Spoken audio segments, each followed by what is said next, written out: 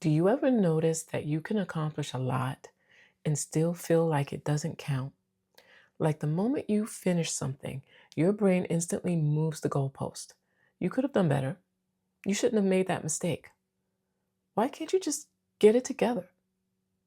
Well, today we're talking about why perfectionists are so self critical and how perfectionism actually creates impossible standards, shame after mistakes, and that chronic feeling of, I'm not enough. And of course, I'm going to give you one evidence based tool that you can use right away.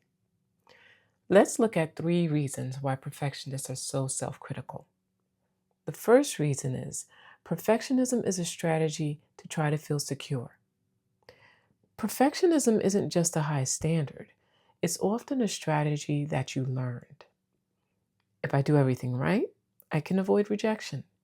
If I'm impressive enough, I can't be criticized. If I'm useful enough, I'll be valued. So the standard isn't actually excellence, the standard is protection.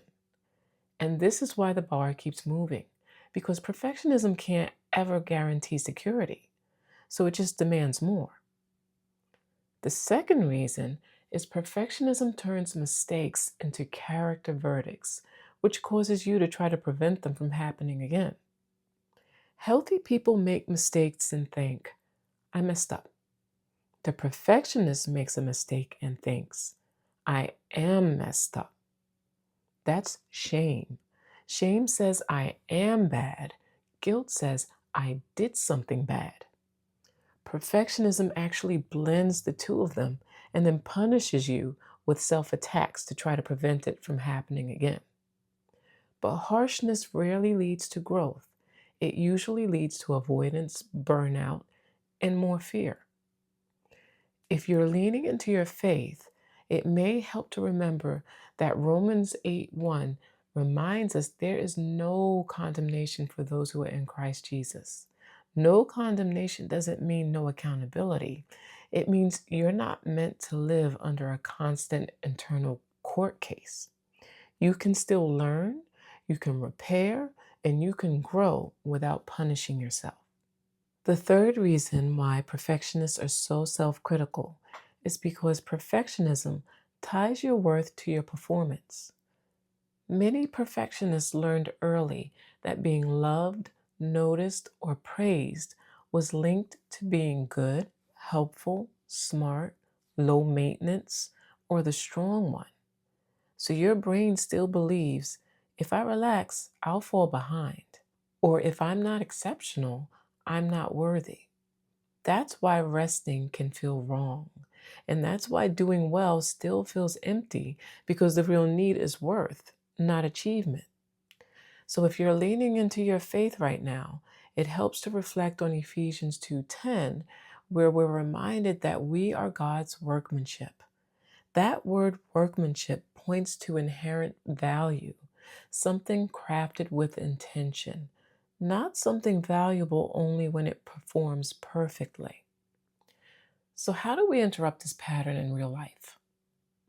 When you catch the inner critic saying something harsh, write it down exactly as is. Put that critic on the witness stand. You're going to ask it questions to evaluate what's the evidence for and against what you're thinking, what's an alternative way of looking at the situation, and what's the impact that this is really having on you. For example, if your critic is saying something like, I'm not good enough, I always mess things up. Well, what's the evidence that supports this? And what's the evidence that doesn't? Well, the evidence for is I made a mistake on that project. The evidence against is I've succeeded in many other tasks. I've made mistakes in other tasks, and I've also fixed those mistakes. What's an alternative? What's a more balanced explanation? Well, I made a mistake and I can correct it. That doesn't define me. And what's the impact? What happens to me when I believe this? Does it help me grow? Does it make me shut down? What happens? Well, when I believe the critic, I procrastinate and panic. And when I believe the alternative, I feel less pressure. I feel like I have space to grow. Your next step is replacing condemnation with a coaching statement. Not something like, I'm amazing all the time. No, we don't want you in denial, but we do want you to coach yourself.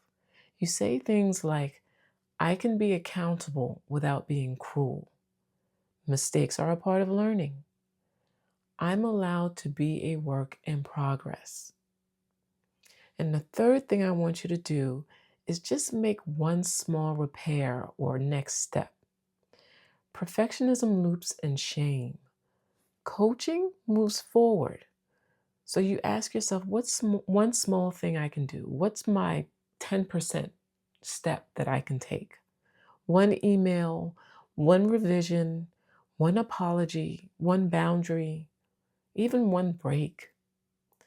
This is how self-trust rebuilds through consistent, compassionate follow-through.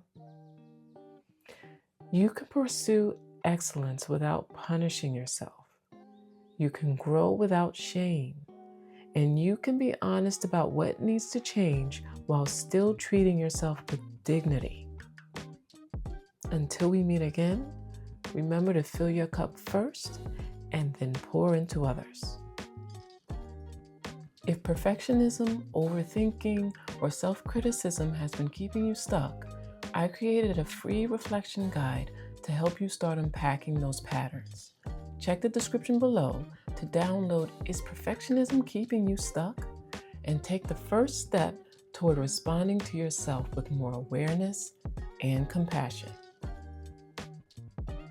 If this message encouraged you, be sure to subscribe so you don't miss future episodes. And of course, share it with someone who could use a little encouragement today.